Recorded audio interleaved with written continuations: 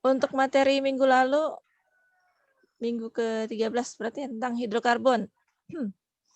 Apa ada yang mau ditanyakan untuk tentang materi itu? Sebelum kita lanjut. Atau perlu kita bahas dulu kali ya sekilas ya. Oke, hari ini akan saya jelaskan sekilas dulu tentang hidrokarbon. Setelah itu baru kita lanjut materi hari ini tentang senyawa organik. Untuk minggu depan pertemuan terakhir perkuliahan, materinya tentang kimia lingkungan. Ya, terutama tentang pencemaran. Nah, nanti untuk minggu depan itu nanti silakan kalian pelajari aja sendiri ya bahannya. Sudah saya posting juga di Bell. Nanti kan silakan pelajari. Minggu ke-16 itu minggu tenang ya. Yang jelas insya Allah kita untuk pelaksanaan ujian PAS kita mengikuti jadwal kalender akademik. Nah, itu kan sudah pernah saya share ya saya lupa saya atau Pak Asbar yang pernah membagikan perubahan jadwal akademik. Ya. Nah, di jadwal akademik itu kita PAS tanggal 22 sampai tanggal 29. Jadi kalau misalnya kita minggu depan sudah terakhir, ini tanggal 29. Ya kita beruntung ya hari Selasa ini nggak ada tanggal merahnya. Kalau tadi kita jadwal kuliahnya hari Kamis atau Jumat itu banyak liburnya. Ya, kadang-kadang ya dosen juga nggak mau tahu pokoknya posting aja materi gitu kan. Terserah kamu mau belajarnya kapan yang penting materi posting gitu kan. Kasihan juga ya padahal itu kan waktu jadwal libur. Tanggal 5, 12. Oh ya berarti pertemuan terakhir tanggal 5. Ya, nanti tanggal 5 itu kan belajar sendiri aja, belajar mandiri. Materinya juga sudah saya posting di Bell. Kemudian berarti tanggal 12, 19 libur. Ya, 12, 19. Jadi kita maksudnya tidak ada mata kuliah kimia dasar lagi. Tidak ada mata kuliah. Jadi kalian tanggal 5 itu tetap mengisi daftar hadir ya, tetap mengisi daftar hadir tanggal 5 via Bell. Kalau tanggal 12, 19 tidak perlu lagi. Tanggal 26 juga, maksudnya nanti pada saat PAS, kalian tidak mengisi daftar hadir juga tidak apa-apa. Yang penting kan mengerjakan soal ujian. Jadi nanti kehadirannya dilihat dari ujian ya. Jadi siapa yang mengerjakan soal ujian ya berarti dia hadir. Kalau tidak mengerjakan berarti tidak hadir. Itu saja. Jadi terakhir kan mengisi daftar hadir itu tanggal 5 aja nanti ya. Minggu depan. Oke, kemudian kembali ke materi hari ini. Saya share screen dulu.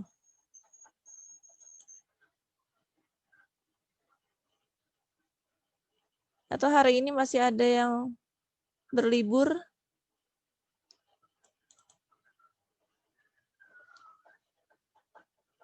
Atau belum puas liburannya? Long weekend-nya kurang panjang, kurang long. Long weekend-nya kurang long.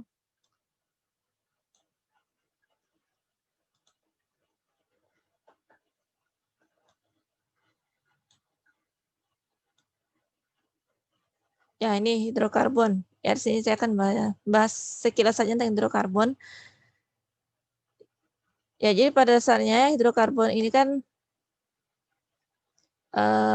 senyawa ya, senyawa yang mengandung ikatan CH.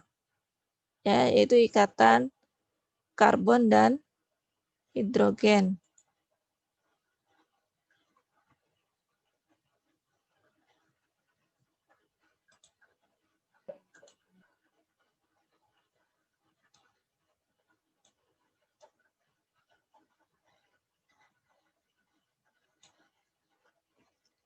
Nah, ini ya. Jadi ciri khasnya senyawa hidrokarbon ini dia mengandung unsur karbon dan hidrogen. Nah, tapi hati-hati di sini ya, tidak semua senyawa yang ada C dan ada H-nya itu berarti senyawa hidrokarbon. Jadi ini maksud di sini unsur utamanya C dan H itu adalah dia ada ikatan CH. Ya, nanti akan saya berikan contohnya ikatan CH itu seperti apa. Nah, jadi ikatan antara karbon dan hidrogen. Nah, jenis ikatannya itu termasuk jenis ikatan apa? Ionik atau ikatan apa? Ada yang tahu? Kalau C dengan H itu dia akan membentuk ikatan apa? Kan C-nya non logam. H-nya juga non logam. Berarti kalau sama-sama non logam bentuk ikatan, jadinya ikatan apa?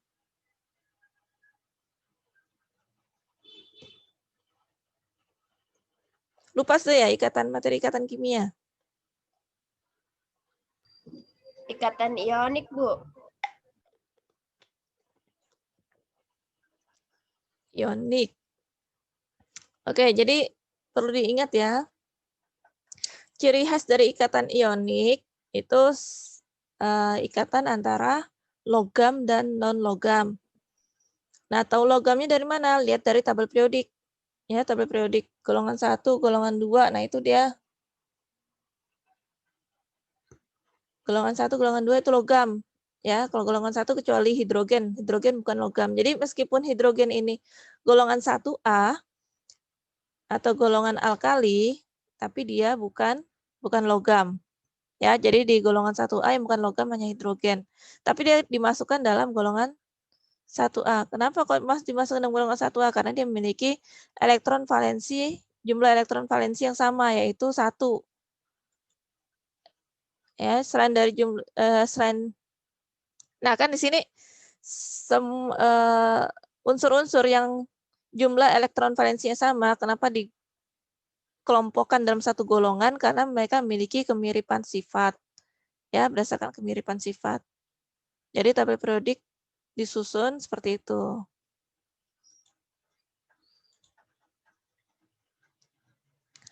Oke, kita lanjut. Nah, kalau kita lihat di sini ya tabel periodik ya, ini golongan 1A tuh ini.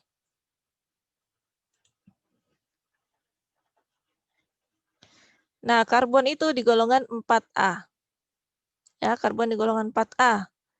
Nah, ini kan non logam nih. Ya, non logam. Yang warna kuning ini ya, dia adalah semi logam. Ya, semi logam. Ya, jadi B, Si, Ge ya, baron, silikon, germanium, arsenik ya, antimoni, telurium, polonium. Nah, ini dia semi logam. Nah, yang sebelah kanannya mereka nih non logam, sebelah kirinya logam. Ya, sebelah kirinya logam. Nah, yang golongan B ini namanya logam transisi. Ya, golongan B. Jadi kan dia loncat ya 1A, 2A, 3A-nya nih jauh gitu kan. Dia meloncati golongan transisi. Ya, kenapa kok diloncati seperti ini, nggak dipepet aja gitu ya? Ya karena ini kan disusun berdasarkan kalau untuk yang satu baris ya atau satu periode dia berdasarkan nomor atom. Ya, dilihat dari nomor atomnya. Nah, kemudian untuk H, nah ini di golongan 1A. Nah, yang lainnya ini semua logam. Ya, kecuali hidrogen yang non logam.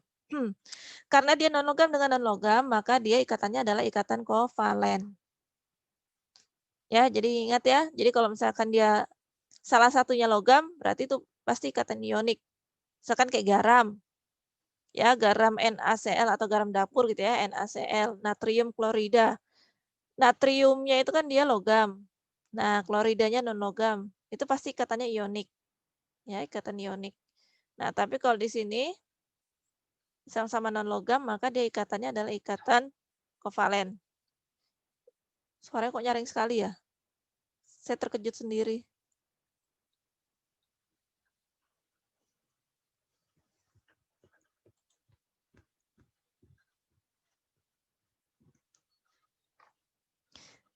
Nah, di sini ya, hidrokarbon merupakan senyawa nonpolar sehingga tidak larut dalam air. Ya, salah satu contoh senyawa hidrokarbon adalah minyak. Ya, jadi minyak tidak larut dalam air. Kenapa? Karena minyaknya nonpolar sedangkan airnya bersifat polar. Ya, jadi polar dan nonpolar itu tidak menyatu ya, tidak menyatu. Jadi polar larutnya dengan senyawa polar, non-polar larutnya dengan senyawa yang non-polar. Itu ya. Nah, di sini ada yang bisa menjelaskan kenapa minyak ini selalu di atas, airnya selalu di bawah? Ada yang tahu?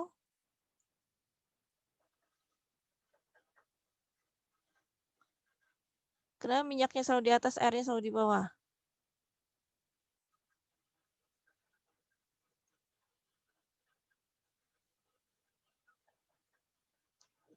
Ayo, siapa? Sifat molekulnya berbeda. Sifat molekul, oke. Yang lain lagi?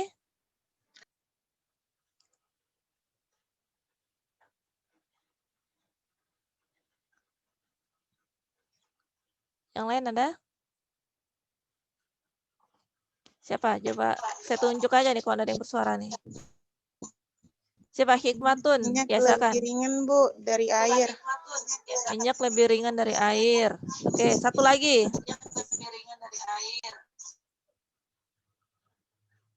Suara saya terpantul ya. Coba apa ya? Satria.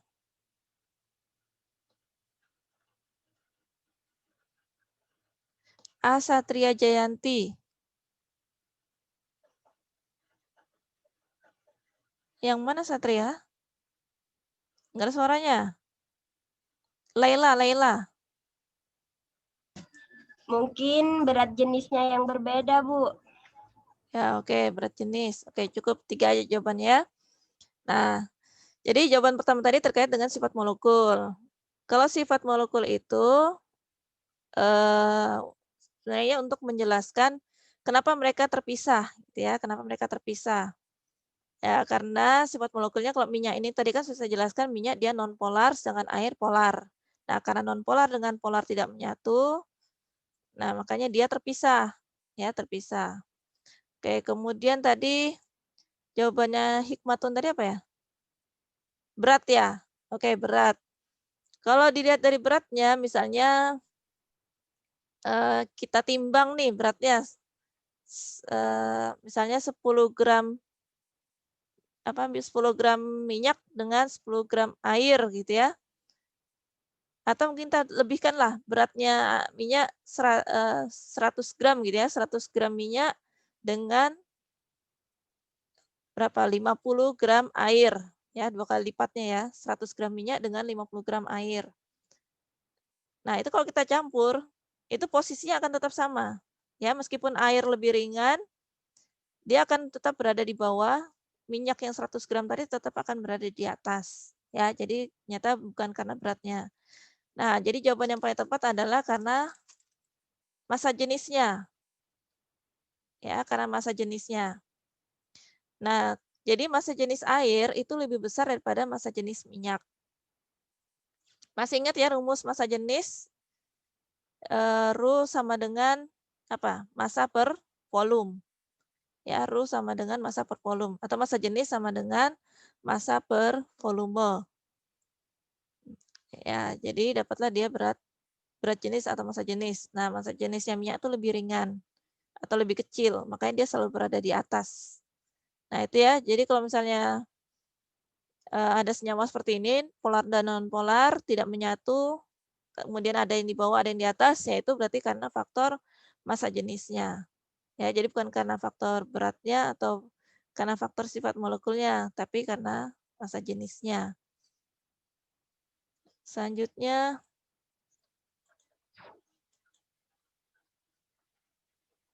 nah tadi karena hidrokarbon tidak larut dalam air, nah kemudian hidrokarbon yang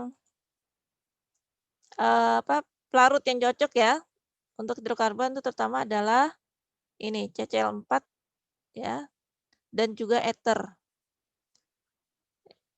Ya, ini karbon tetraklorida ya, karbon tetraklorida atau menggunakan ether juga bisa. Menggunakan ether.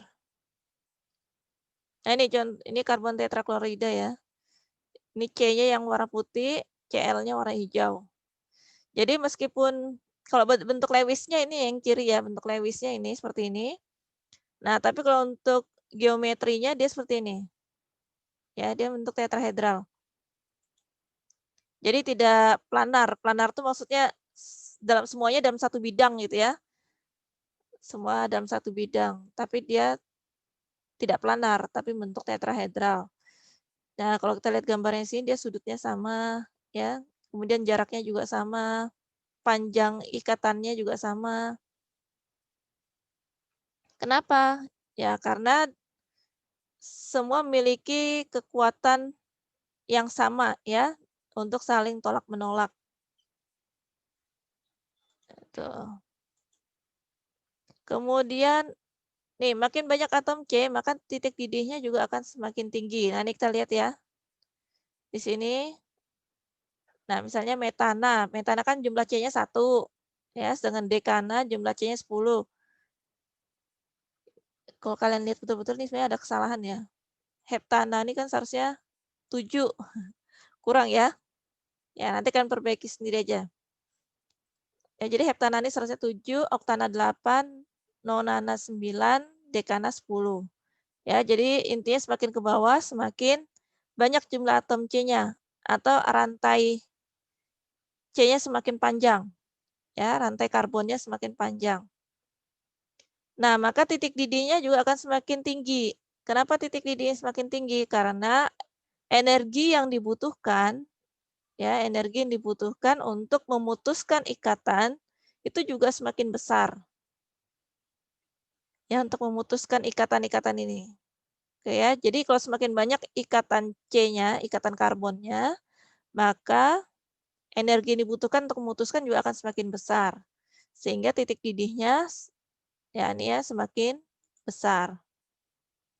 Ingat ya. Ya ini bisa jadi nanti keluar di ujian gitu ya. Kenapa kok semakin panjang rantai C-nya, semakin panjang rantai atomnya, kenapa titik didihnya makin tinggi? Ya kan tinggal jawab aja bahwa semakin panjang rantainya, semakin banyak ikatan atom C-nya, maka akan dibutuhkan energi lebih banyak untuk memutuskan tiap-tiap ikatan ini. Nah, kalau dilihat berdasarkan posisi atom C-nya, yaitu ada yang namanya atom C primer, C sekunder, ya, dan juga tersier dan juga kuartener. Nah, untuk atom C primer, ini kalian lihat di sini ya, yang saya lingkari merah. Atom C primer itu adalah atom C, ya, atom C yang terikat pada atom C yang mengikat ya, atom C mengikat satu atom C lainnya. Itu primer, ya, primer. Sedangkan sekunder ini adalah atom C yang mengikat dua atom C lainnya. Nah, lihat ya, tangannya yang kiri mengikat C, tangan kanannya mengikat C. Ya, jadi atom karbon ini kan memiliki 4 tangan. Ya, ada 4 tangan. Jadi 2 tangannya buat mengikat atom C, sedangkan yang 2 sisanya lagi berikatan dengan atom H. Ya, berikatan dengan atom H. Nah, ini tadi yang dimaksud dengan ikatan antara C dengan H tadi ya, karbon dengan hidrogen, ikatan CH. Ya, jadi untuk ikatan antar karbon atau CC tadi, ikatan antar karbon, CC, ada yang primer, sekunder. Nah, sedangkan yang tersier itu adalah atom C yang mengikat 3 atom C lainnya. Jadi lihat di kiri ada, kanan ada, dan di bawah ada. Jadi 3 tangannya buat mengikat atom C. Ya, atom C lainnya. Sedangkan 1 tangan sisanya buat mengikat atom H. Nah, 1 tangan sisanya ini bisa atom H atau bisa atom yang lainnya ya. Di sini saya ngasihnya contoh sederhana saja ya. Jadi menggunakan atom H. Nah, kemudian yang terakhir kuartener. Kuartener ini dia atom C mengikat 4 atom C lainnya. Jadi 4 tangannya itu semua dipakai buat mengikat atom C. Sehingga tidak ada tangan lagi yang buat mengikat atom H. Ya, 4-4-nya buat mengikat atom C. Ya, ini ya, ini definisi dari keempat jenis atom C tadi, ya, primer, sekunder, tersier, dan kuartener. Jadi dilihat aja berapa banyak dia mengikat atom C yang lainnya. Nah, sekarang jenis ikatan. Jenis ikatan antar karbon CC. Yang pertama, ikatan jenuh. Nah, untuk ikatan jenuh, itu hanya ada ikatan tunggal ya, ikatan tunggal. Kita lihat sini, ikatan tunggal itu berarti dia hanya ada satu ikatan antara atom C. Antar atom C. Ya, kita lihat sini dia tunggal. Nah, ini contohnya adalah alkana. Ya, jadi alkana. Alkana itu jenuh. Nah, kemudian yang tidak jenuh atau ikatan rangkap. Nah, ini contohnya ada dua, ada alkena dan ada alkuna. Alkena itu jumlah ikatan rangkapnya rangkap 2, sedangkan alkuna itu rangkap 3. Ya, alkuna rangkap 3. Jadi jenuh dan tidak jenuh.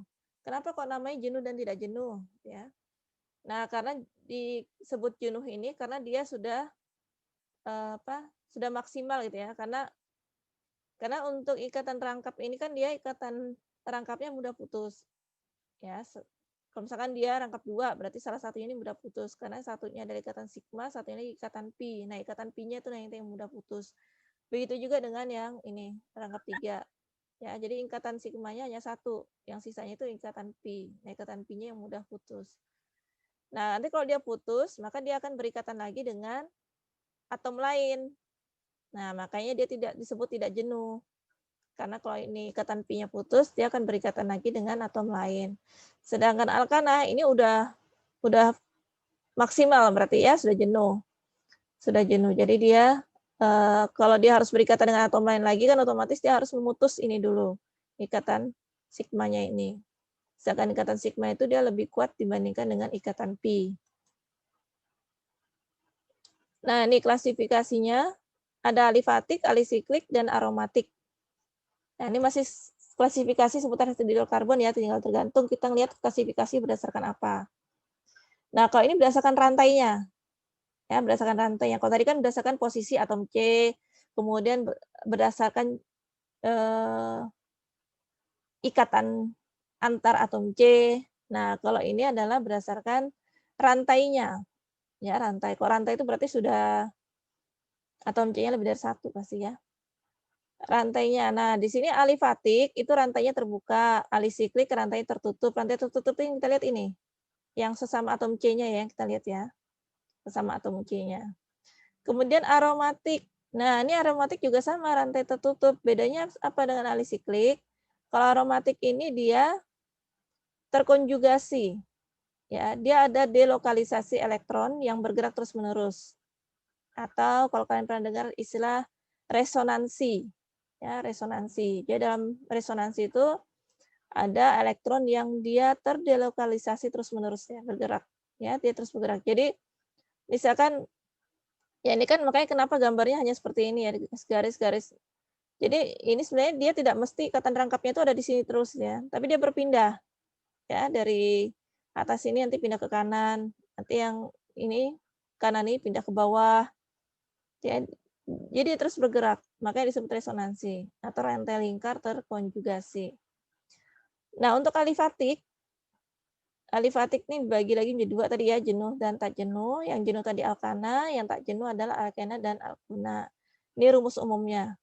Nah, silakan kalian lihat rumus umumnya.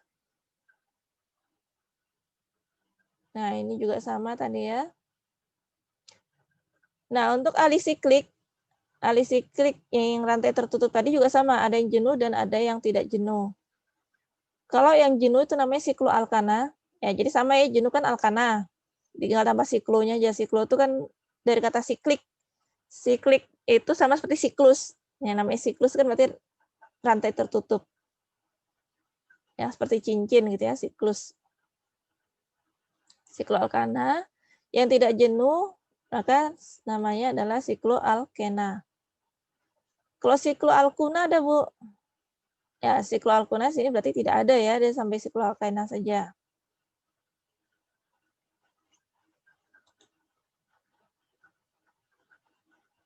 Nah, ini tadi rumus umumnya alkana, ya, CN H2N plus 2. Jadi maksudnya misalnya ini tergantung jumlah C-nya berapa. Ya, kalau jumlah karbonnya itu ada 10, maka jumlah H-nya adalah 2 kali 10, 20, kemudian tambah 2, berarti 22. Ya, jadi kalau jumlah C-nya itu 10, jumlah H-nya harus 22. Nah, nanti kalau kalian menemukan rumus senyawa hidrokarbon C10H22, nah kalian sudah harus bisa tahu, oh dari rumusnya ini pasti dia adalah alkana. Ya, dia pasti adalah senyawa alkana. Nah, karena itu yang membedakan antara alkana, alkena, dan juga alkuna. Nah, ini contoh beberapa senyawa dari alkana. Contohnya ini ada metana, CH4, kemudian ada etana, dan ada propana. Ya, ini apa? Mungkin ada yang sudah hafal gitu ya, nama-namanya ya. Meta itu kan artinya 1, eta 2, propa itu artinya 3. Ana ini karena di alkana, makanya namanya belakangnya dikasih ana. Isomer. Ya, isomer itu senyawa dengan rumus molekul yang sama. Ya, rumus molekulnya sama.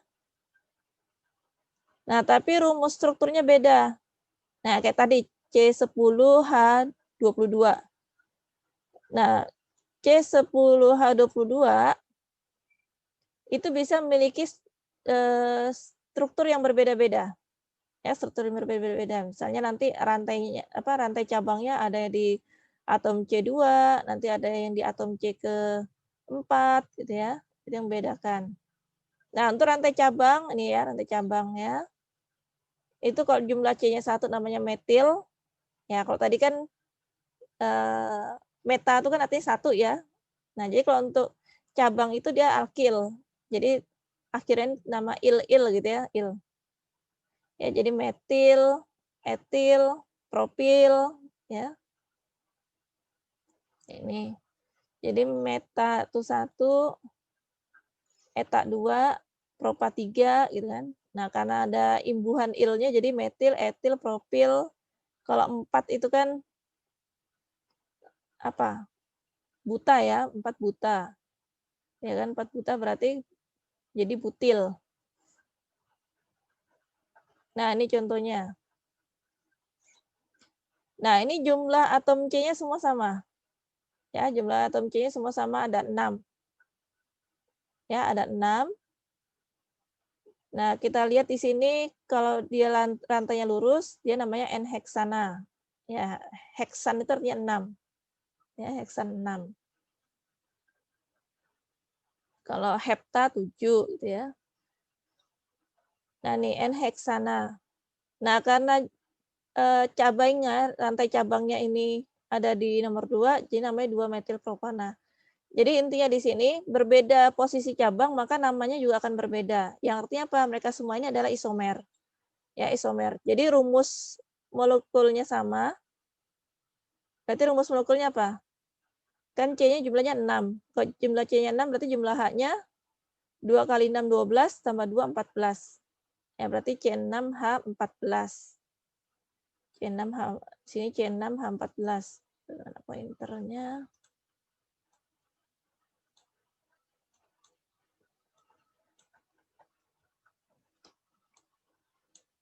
Oh.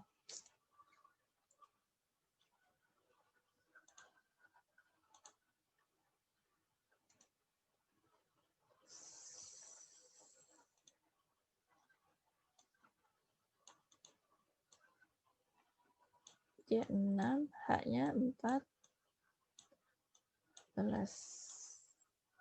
Betul ya?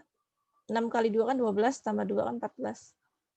Ini rumus molekulnya semua sama. Ya, C6H14. Namun, karena bentuk strukturnya berbeda, maka nama senyawanya juga akan berbeda.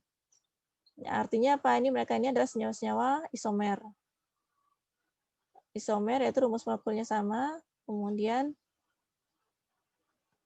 strukturnya berbeda. Nah, ini sifat-sifatnya nanti bisa kalian pelajari sendiri, bisa dibaca-baca. Kemudian alkena. Nah, alkena ini rumusnya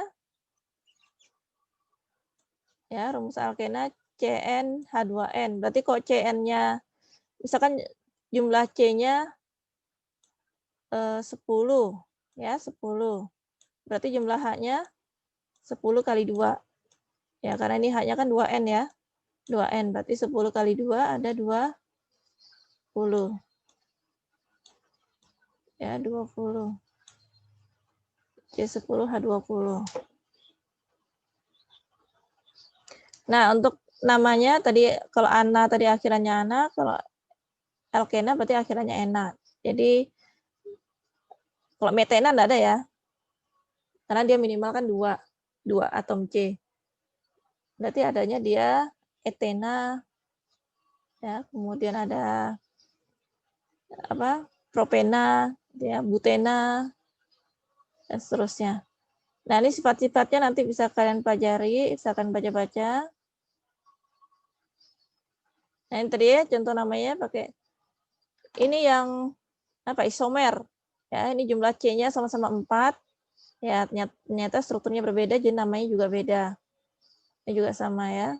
Ini isomer dari C5H10, isomer dari C6H12. Namanya semua berakhiran dengan ena. Karena dia alkena. Nah, sekarang alkuna dengan alkadiena. Nah, ini kenapa dijadikan satu sub judul? Karena mereka memiliki rumus yang sama. Ya, rumusnya ini sama. CnH2n minus 2. Jadi kalau misalkan jumlah C-nya itu ada 10, berarti jumlah H-nya ada berapa? H-nya kan 20 dikurangi 2 berarti ya. Berarti H-nya ada 18.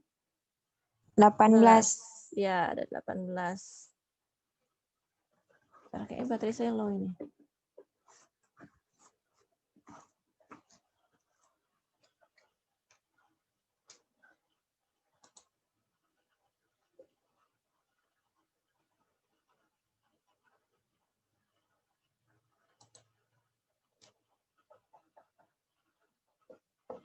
Oh iya benar baterainya. Bentar ya, saya ambil charger dulu. Baik, Bu. Ya, ternyata chargernya nggak ada di sini.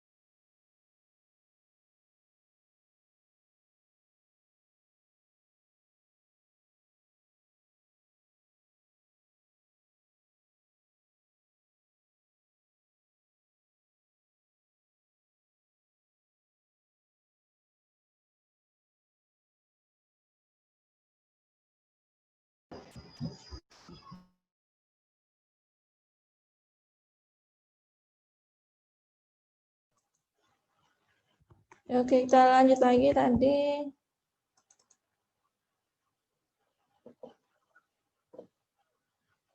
Ini ya.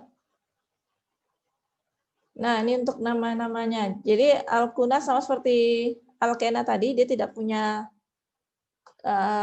senyawa dengan jumlah atom C1. Ya, jadi tidak ada yang namanya metuna atau metena, itu enggak ada ya. Enggak ada. Jadi dia minimal harus jumlah atom C-nya harus 2. Jadi namanya kalau alkena kan berarti etena, kalau alkuna namanya etuna. Nah, kalau alkadiena itu minimal jumlah atom C-nya 3. Ya, jumlah atom C-nya 3, namanya propadiena. Strukturnya Mana tadi? Nah, ini. Ya, contoh alkadiena. Ya, jadi ikatan rangkapnya ada 2 dia. Makanya dia kenapa minimal harus 3 jumlah atom C-nya ya, karena dia rangkap 2-nya kan ada lebih dari 1 gitu ya. Ada 2 di sini. Kemudian ya ini penggunanya di sehari-hari ya. Asetilen. Asetilen atau etuna itu yang sering digunakan untuk pengelasan logam. Nah, kalau di kampus itu kalau kalian pernah jalan main ke lantai 2, ya lantai 2 kampus perikanan, di samping lab lingkungan atau di depannya lab komputer, lab GIS, itu kan ada tabung gas di situ ya. Nah, itu adalah tabung gas asetilena, ya asetilen. Tabung gas di situ. Nah, kemudian jadi dia bentuknya gas ini ya. Kemudian ya isoprena.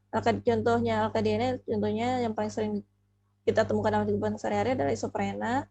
Ini digunakan untuk polimer karet. Ini nanti bisa kalian baca sendiri penggunaannya. Nah, ini kan sudah ya kemarin sudah kita diskusikan ya manfaat hidrokarbon dalam berbagai bidang. Oke, stop share dulu. Nanti kalau misalnya ada pertanyaan silakan langsung aja ya.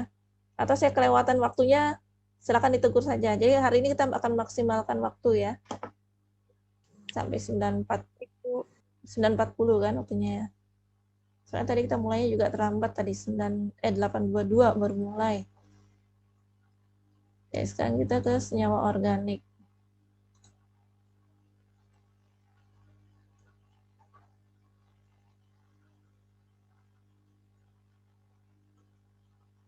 Nah, ini. Sekarang timbul pertanyaan, apa bedanya senyawa hidrokarbon dengan senyawa organik, gitu ya. Nah, tadi kan ciri khas dari senyawa hidrokarbon itu kan ada ikatan CH atau ikatan antara atom C dengan atom H. Tadi ya. Nah, itu maka adalah senyawa hidrokarbon. Nah, jadi senyawa hidrokarbon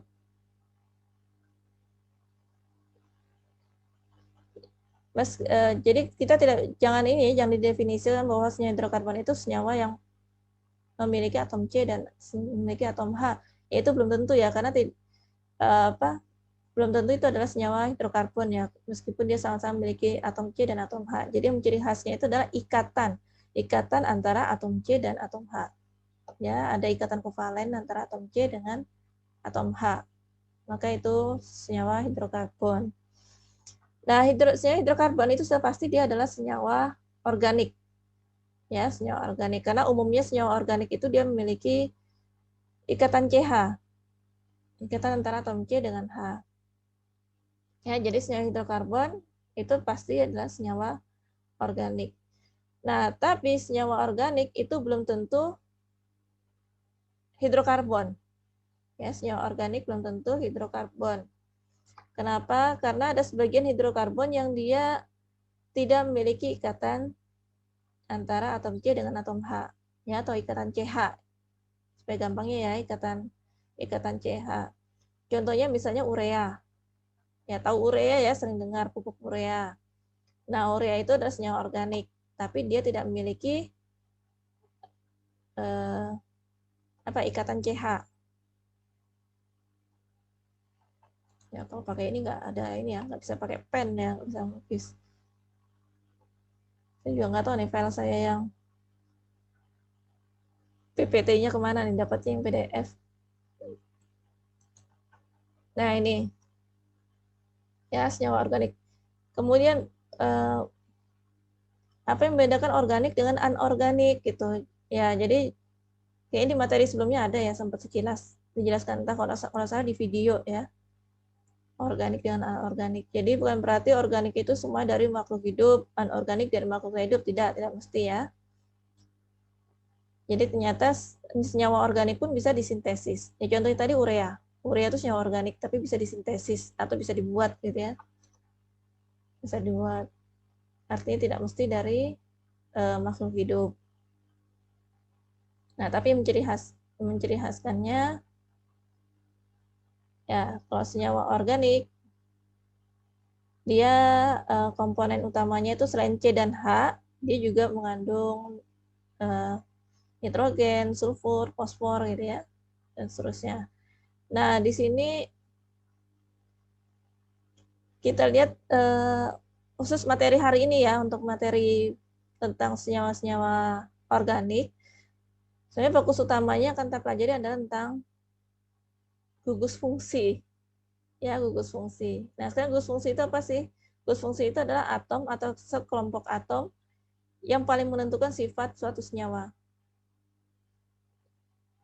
Kita lihat di bawahnya sini ya. Ini kan sama-sama jumlah atom C-nya 2. Ya, jumlah atom C-nya 2. Yang membedakan ini cuma yang ini, selingkari merah nih. Ya, sebelah kiri dia berikatan dengan atom H, yang sebelah kanan berikatan dengan OH. Ternyata cuma beda, ini di sini ada O-nya, di sini nggak ada O-nya, itu sifatnya berbeda jauh. Ya, sifatnya sangat berbeda. Jadi yang sebelah kiri ini apa namanya ya? Kalau jumlah C-nya 2 berarti etana ya, etana. Ini OH ini kan alkohol. Ya, berarti ini adalah etanol, yang kanan etanol. Jadi sebelah kiri etana, sebelah kanan etanol. Ya, nama dari segi nama pasti sudah beda gitu ya. Karena strukturnya beda. Nah, kemudian dalam suhu ruang, misalkan suhu 25 derajat Celcius, ya sebelah kiri ini wujudnya gas, yang sebelah kanan wujudnya cair. Nah, ya wujudnya gas, wujudnya cair. Nah, tapi sini titik didihnya sama gitu ya, minus 89 derajat Celcius. Nah, ini ya, jadi dia meskipun hanya satu atom saja, ternyata dia menentukan sifat. Ya, bahkan sini ya, paling menentukan sifat. Ya, jadi atom atas kelompok atom yang paling menentukan sifat suatu senyawa. Jadi beda satu atom aja, maka dia akan sifatnya berbeda. Nah, di sini gugus fungsi yang akan saya jelaskan ada banyak sini ya. Terutama ada alkohol, eter, aldehid, keton, ya, asam karboksilat, ester, dan haloalkana. Ya, ini contoh beberapa senyawa gugus senyawa organik yang sering kita ketemui dalam kehidupan sehari-hari, ya, sering kita temui dalam kehidupan sehari-hari. Kalau di SMA yang SMA-nya dari IPA ya sudah tidak asing dengan nama-nama itu ya. Kalau udah lupa ya berarti kita mari mengingat kembali.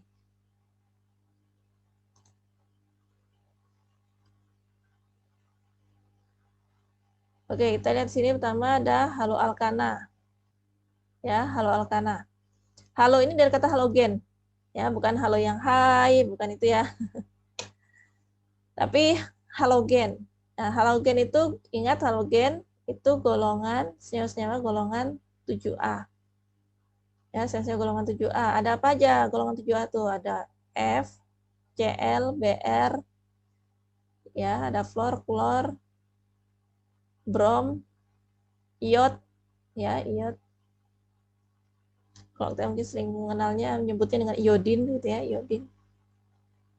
Nah, kita lihat di sini contoh senyawanya adalah klorometana. Ya, klorometana. Rumus strukturnya ini Rx, gugus fungsinya berarti X. Jadi X ini untuk melambangkan halogen. Kemudian alkohol. Nah, yang kedua alkohol, contohnya metanol. Metanol atau metil alkohol. Ini rumus strukturnya ROH, gugus fungsinya itu adalah OH. Tapi jangan salah ya, tidak semua yang ada OH-nya itu kalau kalian lihat rumus kimia secara umum gitu ya, tidak semuanya ada OH-nya itu berarti pasti alkohol gitu ya. Jadi kita lihat. Nah, di sini ROH, R-nya itu adalah rantai ya, R itu rantai karbon. Ya, tapi kalau rantai karbon ada OH-nya yaitu alkohol. Tapi misalnya ada OH nih, tapi ternyata yang mengikat itu bukan rantai karbon, tapi atom lain gitu ya, atau rantai yang lain, maka berarti dia bukan alkohol. Jadi ciri khasnya ini nih, alkohol. Dia ada rantai karbon yang berikatan dengan gugus fungsi OH. Oke, yang ketiga adalah ether. Nah, ether contohnya metoksimetana. Gugus fungsinya itu ini ya. Jadi O. Kemudian kanan kirinya dia berikatan dengan rantai karbon. Yang keempat itu aldehid. Nah, aldehid contohnya itu etanal atau asetaldehid. Ya, kita lihat di sini gugus fungsinya itu COH, ya COH. Jadi C-nya itu rangkap dengan O, kemudian ikatan tunggal dengan H. Ya, jadi rantai karbon yang mengikat COH, ya gugus COH, maka itu adalah aldehid. Berikutnya yang kelima keton. Nah, untuk keton ini, contohnya propanon atau dimetil keton. Kita lihat di sini rantai karbonnya dia mengikat. Nah, ini mirip dengan aldehid ya, mirip dengan aldehid. Nah, jadi perlu hati-hati bedanya apa? Kalau di aldehid itu dia COH, ya COH. Jadi sebelah kanan ini dia mengikat H. Sedangkan kalau keton, dia selain berikatan dengan rangkap O, maka istilahnya adalah dia mengikat rantai karbon lagi, ya rantai karbon yang lain. Jadi intinya dia kanan kiri, atau kanan kiri. Intinya ya dua tangannya berikatan rangkap dengan O dan satu tangan masing-masing itu berikatan dengan rantai C atau rantai karbon. Nah, sedangkan kalau aldehid dia salah satunya dia harus mengikat H. Ya, jadi salah satu mengikat H dan salah satu lainnya dia mengikat rantai karbon. Itu yang membedakan ya. Nah, ini kita lihat aja contohnya di sini kan. Contohnya di sini ya dia kanan kirinya CH3 ya, dia mengikat C, kanan kiri mengikat C. Kemudian yang aldehid dia salah satunya dia harus mengikat H. Nah, nanti kalau kalian menemukan seperti ini, kalian tebak ini kira-kira keton atau aldehid ya. Ya lihat aja kalau salah satunya mengikat H berarti dia aldehid. Itu yang membedakan. Kemudian yang keenam asam karboksilat. Nah, ini contohnya asam asetat. Ya, atau cuka ini ya. Asam asetat cuka. Nah, ini rumusnya. Nah, mirip lagi dengan ini ya, aldehid dengan keton. Bedanya ya di sini dia OH. Apalagi dengan aldehid mirip banget nih ya. Aldehid tadi yang sebelah kanan mengikat H, kalau ke karboksilat dia mengikat OH. Jadi ada O-nya. Ya, ada O-nya. Nah, satu lagi juga yang sama mirip juga yaitu ester. Kalau ester, nah di sini O-nya itu berikatan lagi dengan rantai karbon lagi. Nah, ini contohnya ya. Jadi C itu ya tangan satunya mengikat rantai karbon, kemudian dua tangannya berikatan rangkap dengan O dan satu tangan lagi berikatan dengan O. Nah, di mana O-nya itu sendiri dia akan berikatan lagi dengan rantai karbon yang lain. Nah, maka itu pasti ester.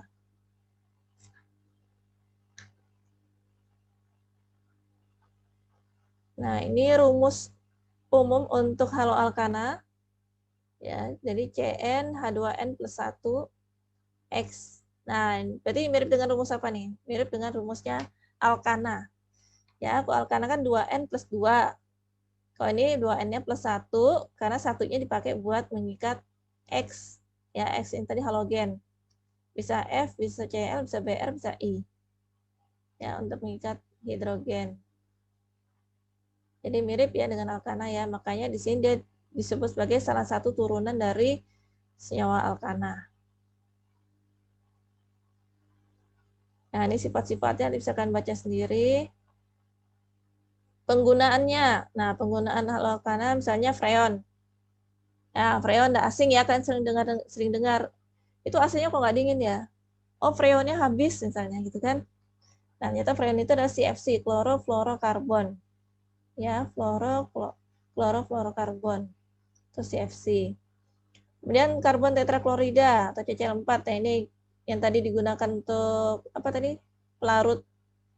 Ya, pelarut senyawa-senyawa hidrokarbon.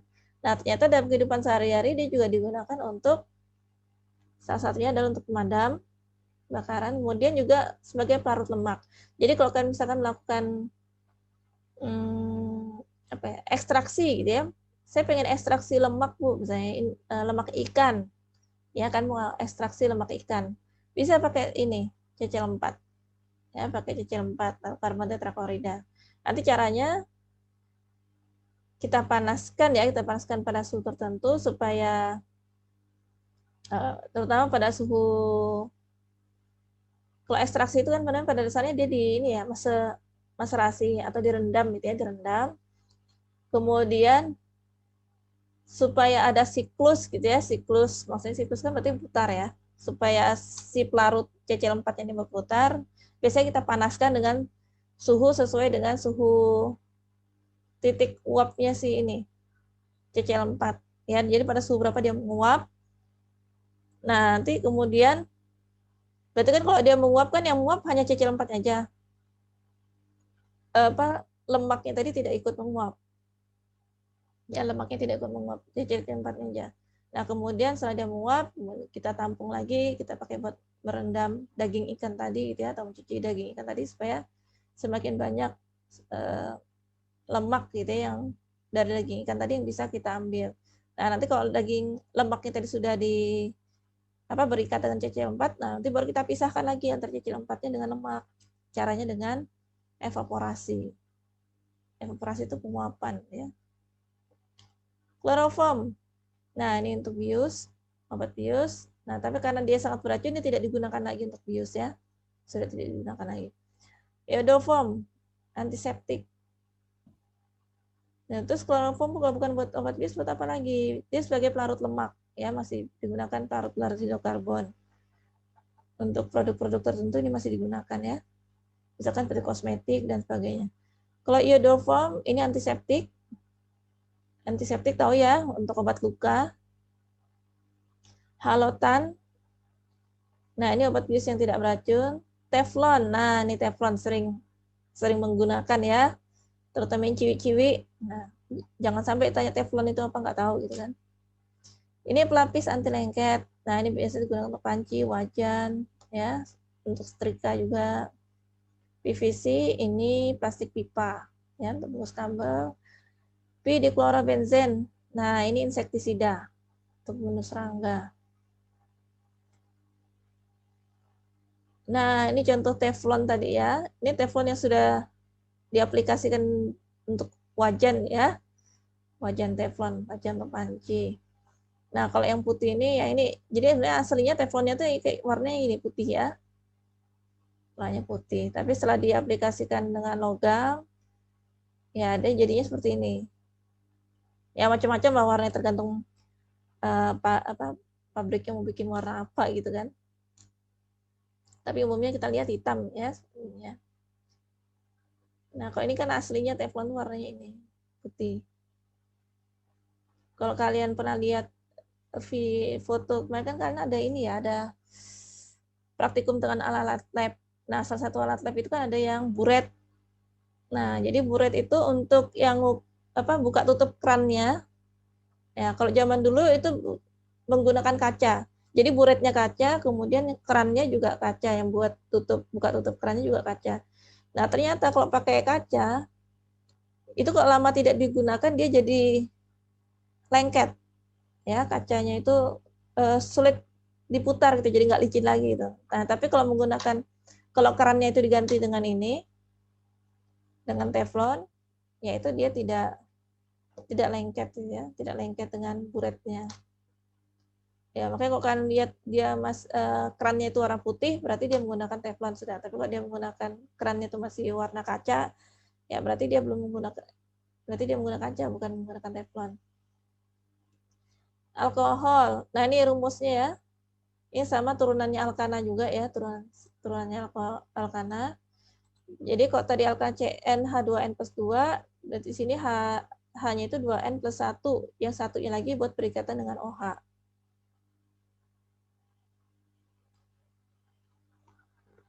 Nah, kalau dilihat berdasarkan strukturnya, alkohol ini ya ada yang namanya alkohol primer, sekunder, dan kemudian ada alkohol tersier. Nah, kalau alkohol primer, kita lihat sini ya, terikat pada OH-nya itu dia terikat pada atom C primer. Atom C primer itu apa? Kan sudah kita bahas tadi ya, atom C primer. Atom C primer itu adalah atom C yang dia mengikat satu atom C lainnya. Nah, ini kita lihat ya, ini atom C dan mengikat satu atom C lainnya. Nah, berarti dia namanya jadi atom C primer. Nah, kalau atom C primer ini dia mengikat OH, berarti namanya alkohol primer. Ya, karena gugus OH-nya diikat oleh atom C primer. Begitu juga dengan sekunder. Ya, jadi gugus OH-nya diikat oleh atom C sekunder. Atom C sekunder. Tersier sama, gugus OH-nya diikat oleh atom C tersier. Kuartener kok nggak ada, Bu? Ya nggak ada, karena kuartener kan empat tangannya sudah full, ya, 4 tangannya sudah full buat mengikat 4 atom C lainnya. Jadi makanya dia tidak bisa, makanya tidak ada alkohol kuartener.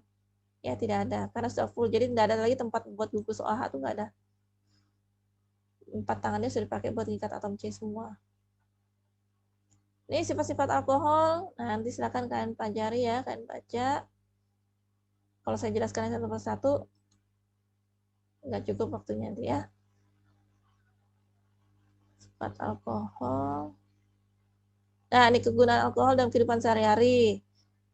Ya, antiseptik untuk membersihkan luka ya, luka supaya tidak infeksi gitu kan. Kemudian untuk bahan bakar bisa ya, contohnya spiritus ya kan, buat bahan bakar. Bahan peledak bisa. Kalau dia bisa terbakar berarti bisa juga meledak ya. Kemudian bisa buat bahan plastik, kosmetik dan pelarut. Ya, kalau kosmetik, mau saya tanyakan ya, banyak kosmetik yang mengandung alkohol. Kemudian, ya ini tadi sudah ya. Nah, sekarang ether. Ether atau alkoksi. Ini tadi ya, gugus fungsi. Rumus umumnya tadi ini, ROR.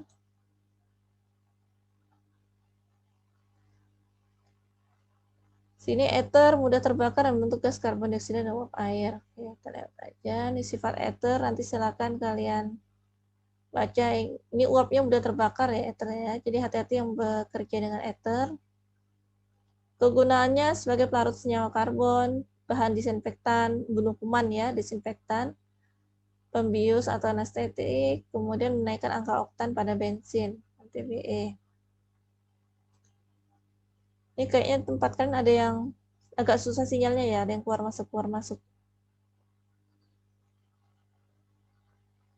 Ya, nggak apa ya, konsekuensi ujian kuliah daring. Iya. Oke.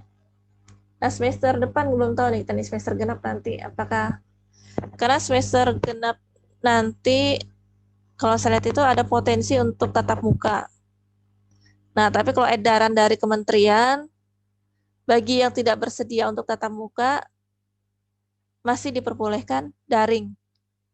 Ya, jadi misalnya ada orang tua yang tidak mengizinkan gitu ya, nggak usah kuliah di kampus gitu ya, daring aja gitu. Ya, cuman jadi kerjaan tambahan aja buat dosen gitu ya. Misalnya sebagian mahasiswa ada yang mau tatap muka, sebagian lagi ada yang mau daring gitu ya.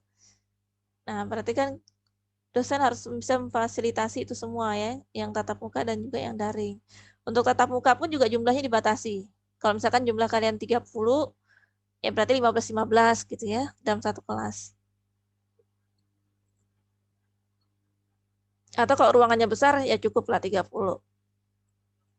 Tapi ya sekali lagi, kalau sampai dibagi 2 kelas, ya jelas-jelas itu berarti akan nambah kerjaan gitu ya. Kalau mahasiswanya kan enak hadirnya cuma sekali gitu ya. Berarti kan dosennya harus hadir lebih dari sekali. Berkali-kali gitu. Ya, jadi ngakalinnya ya sempat saling ngobrol dengan dosen lain ya. Ngakalinnya nanti dibikin video aja. Jadi ngajarnya cuma sekali, yang lain suruh nonton videonya aja. Supaya enggak ini. Tapi kalau sebenarnya pada dasar kami udah terbiasa sih ngajar kelas yang apa? Paralel. Ya, kelas paralel. Hanya saja kalau satu kelas lagi masih dibagi lagi jadi 2 gitu. Ya, itu maksud saya yang nambah kerjaan. Tapi kalau misalnya kalau kelas paralelnya tadi yang normal seperti biasa, misalnya lokal A1 cuma 1 kali aja, maksudnya tidak dibagi jadi 2 gitu kan. Ya bayangkan aja kalau misalnya kayak angkatan 2018, 2017, 2017 kan sudah tidak ada mata kuliah. 2018, mereka ada 3 kelas, ya. Nah, kalau masing-masing 3 kelas lagi dibagi jadi pecah jadi 2, 2 kan jadi 6. Jadi 6 kelas. Lumayan itu ya. Nah, sekarang aldehid, contohnya ya, contoh molekulnya. Berarti namanya itu metanal, etanal, propanal. Jadi akhiran ana, kalau alkana ya akhiran ananya diganti dengan al. Ya, metana jadi metanal, etanal etana jadi etanal dan seterusnya. Ya, ini rasio antara CH dan O. Sifat aldehid sudah dibaca. Ya, ini kegunaannya. Ya, ini yang paling sering kalian dengar tuh formalin ya. Formalin. Dan melamin juga banyak digunakan. Ya, melamin. Ya, apalagi nanti kalau kalian penelitiannya tentang misalnya kan penelitiannya kan nanti tentang plankton. Ya, plankton kan harus diawetkan. Jadi pengawetannya nanti bisa menggunakan alkohol, bisa juga menggunakan formalin. Tergantung jurnal mana nanti akan rujuk gitu ya. Kemudian keton. Keton atau alkanon. Ya sama, ini turunannya alkana juga. Sifat-sifatnya bisa kalian pelajari nanti.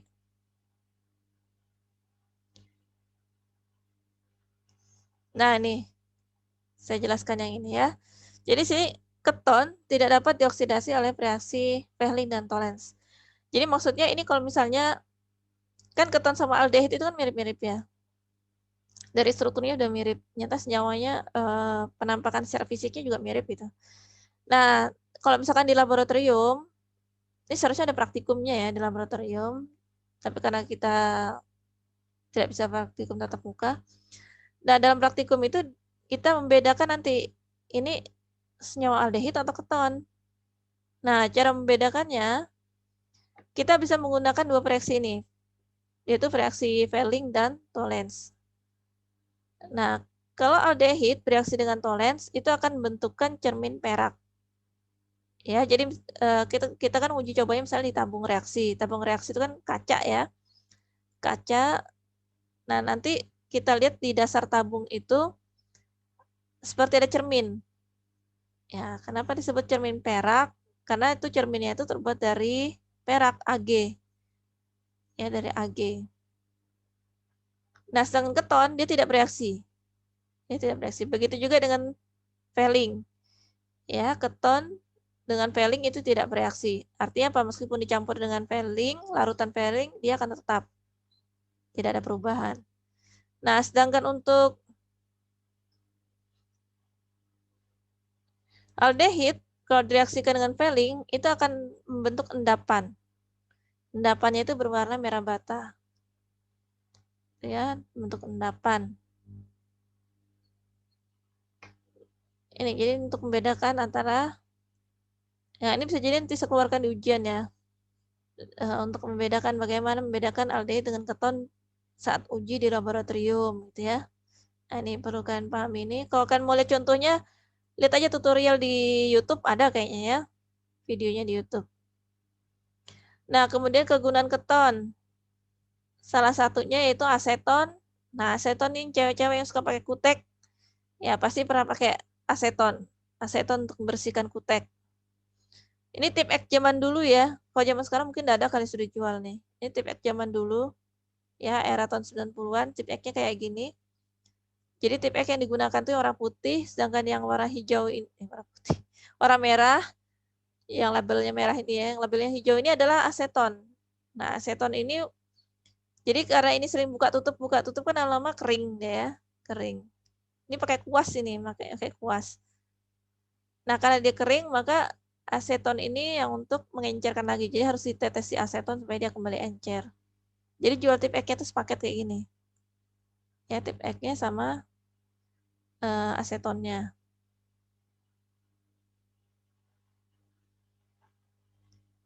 Nah, selanjutnya asam karboksilat.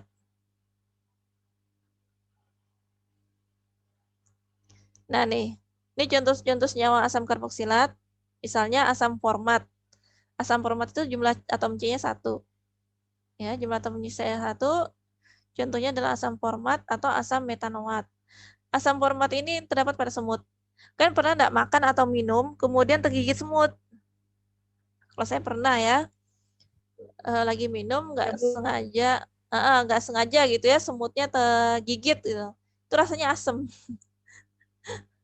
Rasanya asam gitu ya. Ya karena dia memang mengandung asam format ya. Atau ada juga menyebutnya asam formiat gitu ya. Asam format, asam formiat atau asam metanoat itu sama ya. Itu sama. Itu asam pada semut itu ya. Kemudian cuka. Ya, cuka itu jumlah atom C-nya 2. Ya, CH3COH. Jumlah atom C-nya 2, itu contohnya adalah cuka atau asam asetat. Ya, asam asetat atau asam etanoat. Ya, itu sama. Jadi asam etanoat itu tuh nama IUPAC. Itu nama IUPAC itu maksudnya nama formalnya itu ya. Nama trivial tuh kayak nama alias gitu kan. Nama aliasnya gitu. Jadi asam asetat atau nama dagang bisa juga ya, nama dagang. Jadi kalau kalian beli larutan, biasanya orang nyebutnya beli asam asetat. Jarang kita nyebutnya beli asam etanoat, itu enggak. Ya, kalau kita misalkan untuk beli untuk kebutuhan lab gitu ya, asam asetat. Nah, tapi kalau kalian belinya di warung ya belinya bilang cuka. Jangan bilang bule ada asam etanoat bule atau bule ada asam asetat. Ya bingung bulenya ya. Kalau di pasar terus nyarinya ngomong kayak gitu gitu. Kalau di pasar ya bilang aja ada cuka gitu. Orang tahu sudah cuka itu yang mana. Tapi kalau kalian nanyanya ada asam etanoat nggak boleh, nggak jual gitu ya. Padahal ada di etalasenya itu ya. Cuka. Kemudian yang jumlah atom C-nya 3, itu contohnya adalah asam propionat. Asam propionat atau asam propanoat. Nah, ini terdapat pada susu. Ya, jadi susu itu mengandung asam propionat atau propanoat. Jumlah atom C-nya ada 4. Mana Bu 4? Nah, ini kan dikali 2. Ya, dikali 2. Jadinya 4. Ya, jadi 2, 1, 1. Jadi 4. Ini contohnya adalah asam butirat atau asam butanawat. Itu yang terdapat pada mentega. Jumlah atom C-nya 5. Ya, ini kan berarti dikali 3 ya. Dikali 3. Ini dalam kurung ini dikali 3. Contohnya asam valerat atau asam pentanoat. Itu terdapat pada akar valerian. Kemudian yang jumlah atom C-nya 6. Nah, itu contohnya adalah asam kaproat atau asam heksanoat. Itu terdapat pada lemak kambing. Jumlah atom C-nya 7, itu asam hetanoat atau enantoat pada buah anggur. Kemudian jumlah atom C-nya 8 itu pada kelapa. Pelargonium ini tumbuhan ya, nama tumbuhan ya. Saya juga nggak tahu tumbuhannya yang mana. Mungkin kan saya searching aja nanti di Google ya, tumbuhannya. Kemudian jumlah atom C-nya 10, asam kaprat atau asam dekanoat. Ya, ini yang terdapat pada domba. Nah, ini ya, asam karboksilat berdasarkan posisi atom C-nya. Nah, lagi posisi atom C ya. Nah, kita lihat sini ya. Jadi C alfa itu adalah, ini kan yang C1. C1 ini kan atom C pada gugus fungsi. Ya, C1 itu atom C pada gugus fungsi. Karena tadi kan gugus fungsinya dia kan COOH ya. COOH. Itu gugus fungsi. Jadi C1 adalah atom C yang terdapat pada gugus fungsi. Kemudian atom C2 itu adalah atom C alfa. Disebut dengan atom C alfa kenapa? Karena si atom C alfa adalah atom C yang dia berikatan langsung dengan gugus fungsi. Ya, atom C gugus fungsi atau atom C1. Nah, atom C3 ini disebut atom C beta. Nah, atom C beta adalah atom C yang berikatan langsung dengan atom C alfa. Kemudian C4, ya, C4 itu adalah atom C gamma. Atom C gamma itu adalah atom C yang dia berikatan langsung dengan atom C beta. Gitu aja ya. Tidak perlu dihafalin, cukup dipahami aja ya. Selebihnya itu nggak ada namanya. Ya, selebihnya itu nggak ada namanya ya. Pakai penomoran biasa aja. Ya, selebihnya. C5, 6, 7, 8, dan seterusnya itu nggak ada namanya lagi. Kemudian, ini kenapa perlu ada alfa, beta, gamma? Itu nanti kaitannya dengan penamaan ya. Nanti ada berkaitan dengan penamaan. Ini asam dikarboksilat. Dikarboksilat itu artinya dia mengandung ikatan rangkap sini ya. Dikarboksilat itu berarti karboksilatnya ada 2. Berarti gugus fungsi karboksilatnya ada 2. Di itu kan artinya 2. Ini sifat-sifat nanti bisa kalian baca ya. Bisa kalian lihat. Ini misalnya sifat pertama, dia bisa mengalami reaksi esterifikasi. Esterifikasi itu berarti membentuk ester. Kalau dia bereaksi dengan alkohol, dia akan membentuk ester. Dan ini bereaksi dengan basa kuat membentuk garam. Karena dia asam ya. Asam bereaksi dengan basa, dia membentuk garam. Nih garamnya yang ini.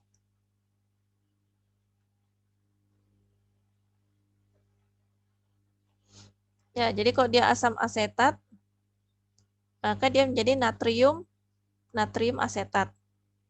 Ya, garamnya natrium asetat. Dia penyebutan logamnya harus duluan ya.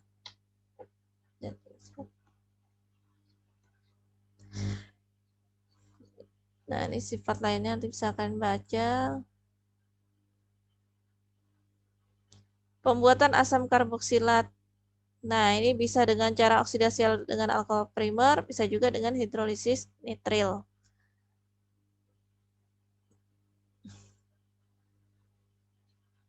Kegunaannya, ya kalau cuka untuk masak, gitu ya. Bisa untuk mengawetkan, pengawet, tambahan cat untuk minuman, plastik, mesmi serangga, ya, bahan pencelup. Kemudian ester. Nah, ini ester ya. Ini yang saya lingkari ini R sama R aksen. Ini kan ada 2 ya, sebelah kiri R, kanan R aksen.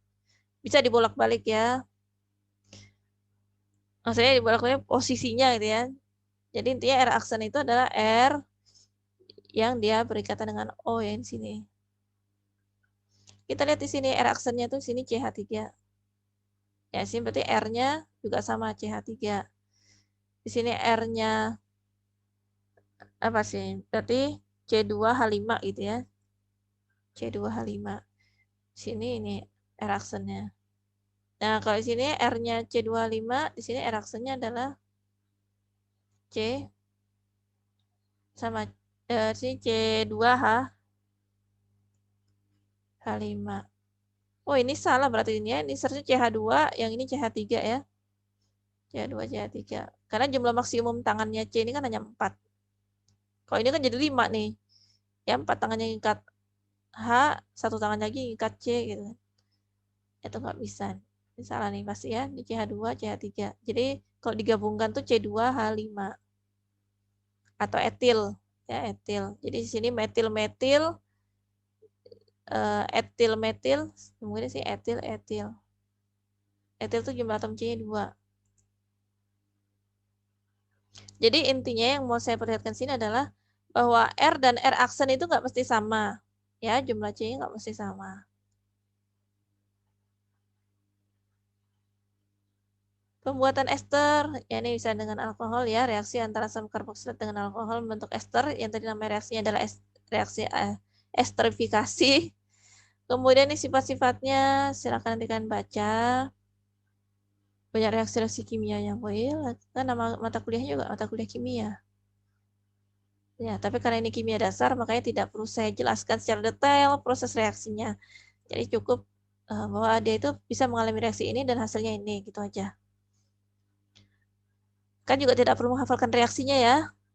Ya, kalau untuk anak perikanan nggak wajib menghafal reaksi, kecuali kalau reaksi itu memang berkaitan dengan reaksi dasar gitu ya, reaksi dasar yang kemudian akan mempelajari khusus yang berkaitan dengan ilmu-ilmu perikanan. Nah, itu berarti itu wajib tahu gitu ya. Contohnya misalnya kayak reaksi fotosintesis gitu kan. Misalkan itu untuk melihat proses fotosintesis pada tumbuhan air. Tuh bisa masuk ya. Ya itu pun proses reaksinya pun reaksi umum aja, reaksi umum. Bukan reaksi yang detail ya, seperti yang dipelajari dalam mata kuliah biokimia. Ya. Kemudian sifat ester, yang tadi masih, nah manfaatnya. Hidrolisis ester suku tinggi dengan NaOH atau KOH, ini dengan basa kuat ya, dengan basa kuat, itu akan menghasilkan sabun dan gliserol. Nama reaksinya yaitu reaksi saponifikasi atau reaksi penyampunan. Reaksi penyampunan karena produknya berupa sabun. Ya, berupa sabun. Jadi kalau untuk membuat sabun itu dengan cara ini ya, trigliserida, ya, kemudian direaksi dengan basa kuat, maka akan menghasilkan gliserol dan sabun. Ya, produknya nanti berupa sabun. Kemudian reduksi ester tak jenuh itu akan menghasilkan mentega. Ya, mentega tuh ini ya, gliserol tristearat. Manfaat ester yang lain untuk esens. Nah, ini esens. Siapa yang suka pakai esens? Ya, esens banyak ya. Misalkan etil asetat itu biasanya digunakan untuk aroma pisang, ya, selai pisang. Amil asetat, nanas, gitu ya. Kemudian oktil asetat, aroma jeruk, gitu ya. Nih esens tadi ya, untuk aroma makanan atau minuman. Nah, kalau amil asetat itu untuk pelarut damar. Damar apa? Karet ya. Getah damar.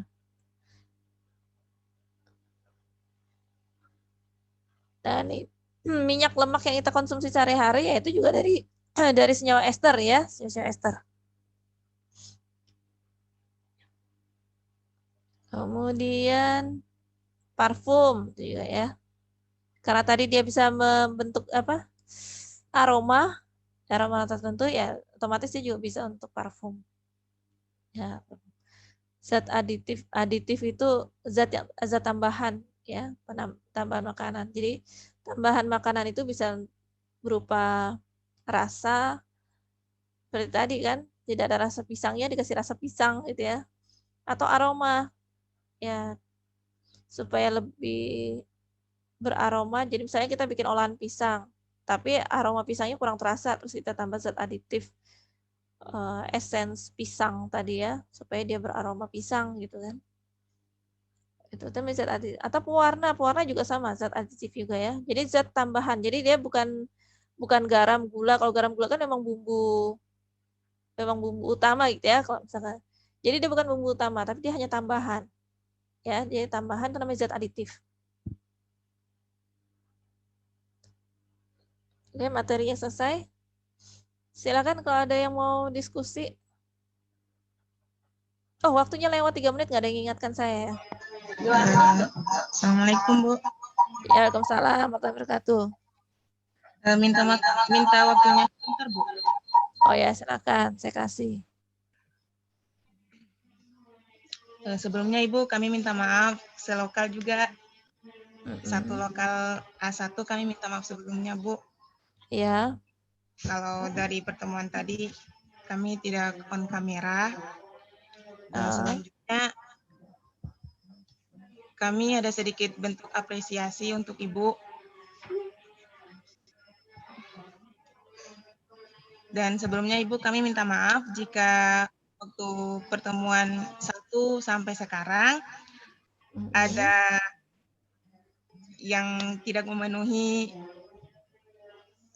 kriteria Ibu, gitu. Maksudnya dalam bentuk keterlambatan memenuhi pengumpulan tugas, Bu, atau absen biasanya kami terlambat, Bu. masuk room juga kami terlambat. Kami minta maaf, Bu. Kedepannya untuk semester selanjutnya kami berharap tetap bisa belajar sama Ibu selanjutnya seterusnya sampai semester akhir. Jadi kami ada bentuk apresiasi. Terima kasih banyak, Bu. Oke, teman-teman. 1, 2, 3. Apa ini? Oke, terima kasih sama-sama. Kayaknya perlu difoto dulu ya. Terima kasih, Bu. Terima kasih banyak, Bu. Maaf sebelumnya. Sama-sama, saya foto ya. Oke, Bu. Oke. Ada lagi yang mau disampaikan?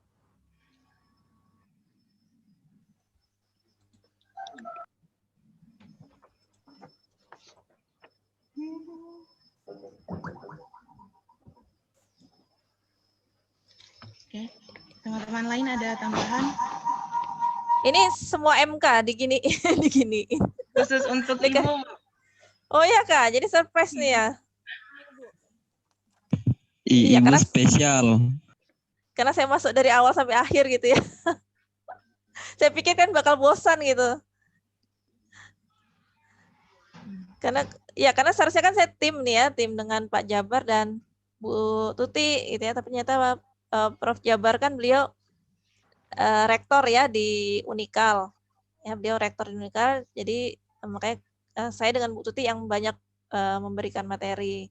Nah, saya sepakat dengan Bu Tuti, udah kelasnya biar lebih fokus kita bagi 2 aja gitu. Jadi saya megang A1, Bu Tuti megang A2. Nah, tapi nanti enggak tahu nanti biokimia tetap saya dan Bu Tuti lagi dan Prof Jabar lagi, tapi nanti mekanisme seperti apa ya? Kami belum tahu nanti ya. Itu.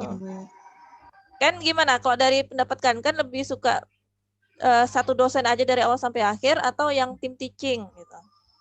Satu dosen aja, Bu. Kenapa satu dosen? Satu aja, Bu. Ya, memang kelebihannya kalau satu dosen itu apa ya? Kita nggak perlu beradaptasi lagi ya. Misalnya satu MK 3 dosen, otomatis kan nanti pergantian dosen kan kita harus adaptasi terus ya, karena setiap dosen kan pasti punya karakter yang berbeda-beda. Nanti ada yang kalau terlambat boleh silakan, nggak apa-apa terlambat, tapi nanti ada juga dosen lain, kamu terlambat absen berarti ya, nama kamu saya coret misalnya gitu. Ada yang seperti itu gitu. Jadi adaptasi gitu kan. Nah, tapi bagusnya juga kan jadi bisa mengenal lebih banyak dosen ya, kalau tim teaching gitu ya, lebih mengenal banyak dosen. Kemudian kalau tujuan kami kenapa membuat tim teaching tadi, karena kami memiliki bidang keilmuan yang berbeda-beda.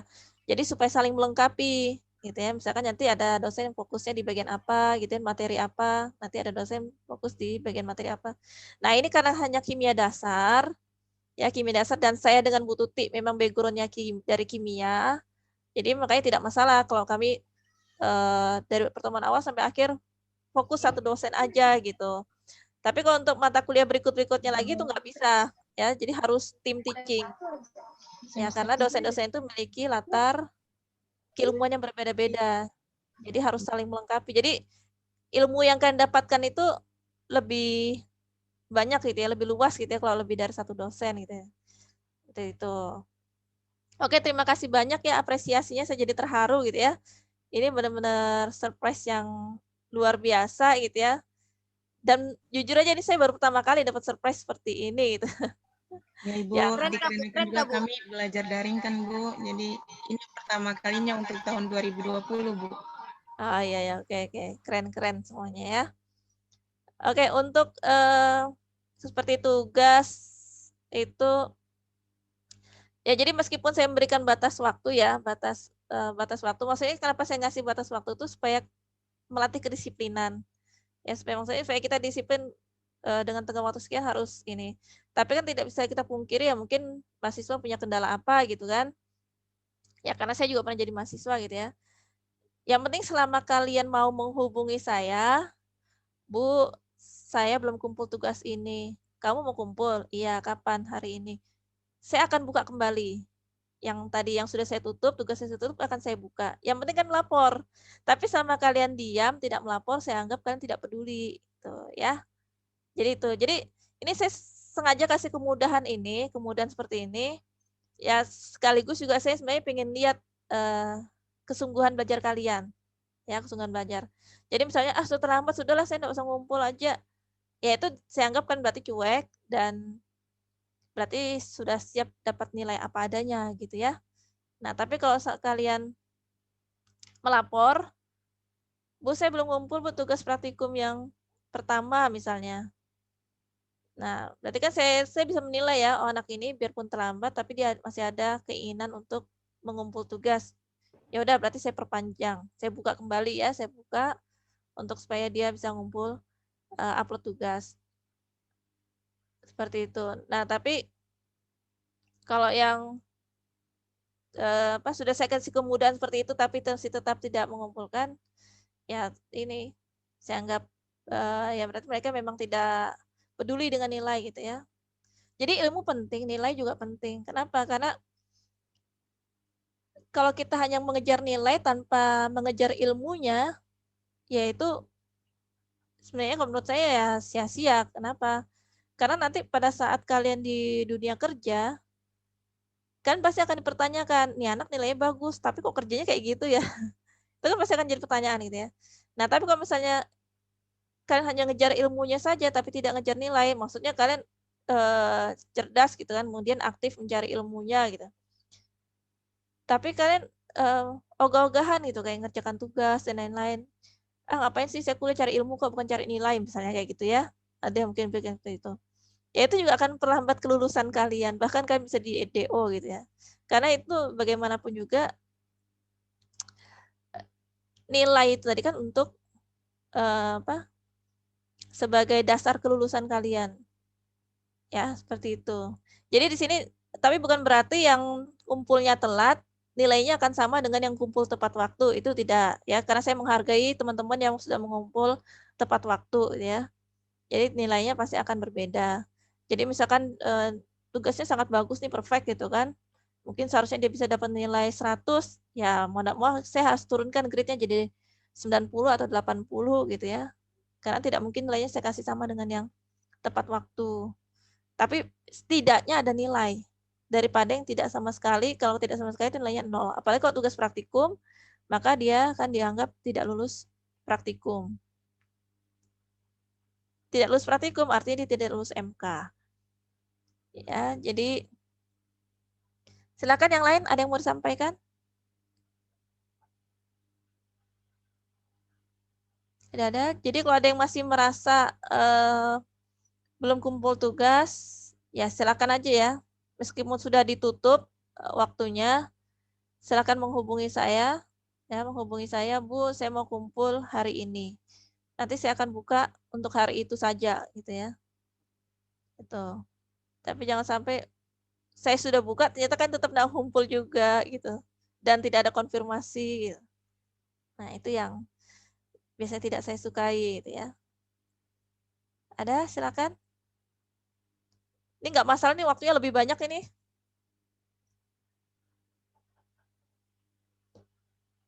Tidak ada masalah?